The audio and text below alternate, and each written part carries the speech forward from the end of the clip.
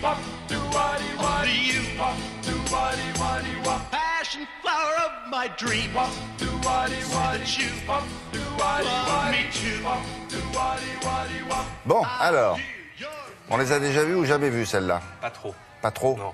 Elles Il s'appelle Magique. Ah, oui. Il s'appelle Magique. Les hortensias s'appellent Magique. Ah, Et c'est vraiment une plante extraordinaire. Cette année, c'est vraiment l'année des hortensias. Pourquoi? Parce qu'il a plu. Ben là, ils ont aimé. Ils ont aimé, ils se sont développés, ils ont fleuri, ils ont fait beaucoup de feuilles. C'est vraiment l'année des hortensias. Ils vont fleurir jusqu'à fin octobre. Et pourquoi ils sont magiques, ces hortensias? Regardez la fleur comme elle est extraordinaire. Il y a plusieurs coloris sur chaque fleuron. Et il y a 4 visages. C'est-à-dire que pour une même fleur, vous allez avoir 4 couleurs différentes.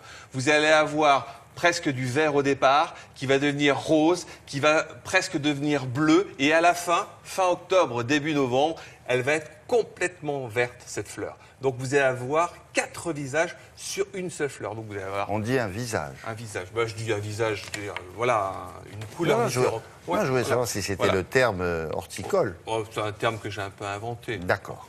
Mais ce sont des plantes vraiment... Alors, l'entretien, c'est comme les autres hortensias, c'est-à-dire, évidemment, sol plutôt acide pour avoir une couleur plus soutenue, beaucoup d'engrais, de l'humus, une exposition mi-ombre, et vous avez presque 4 à 5 mois de floraison ininterrompue, un véritable bouquet au jardin. À partir de maintenant? Ça a commencé à partir du mois de juin-juillet jusqu'à début novembre. Et là, c'est vraiment la belle saison. Septembre, c'est la belle saison au jardin. Pourquoi? Parce que il commence à repleuvoir. Bon, là, il a plu tout l'été. Et vous avez une remontée florale de beaucoup de fleurs jusqu'aux premières gelées. Et ça, c'est vraiment très intéressant. Et c'est maintenant qu'on choisit ces hortensias. Pourquoi?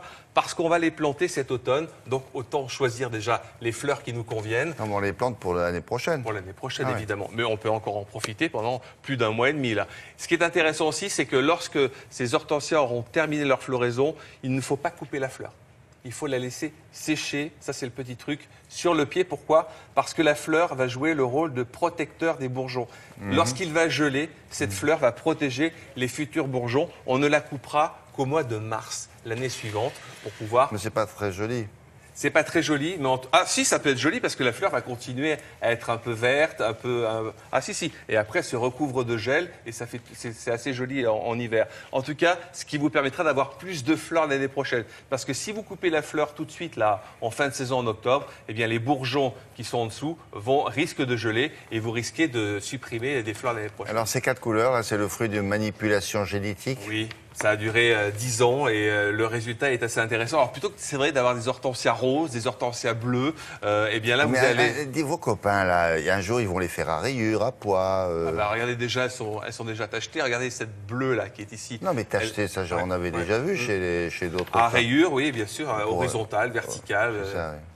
Mais c'est ça l'intérêt de l'hybridation, c'est un peu comme les paroliers, comme la musique, comme le cinéma. Il y a toujours de la création à faire, il y a toujours des nouveautés, on est toujours surpris. Oui, mais là, vous partez à partir de choses qui sont naturelles. Ouais.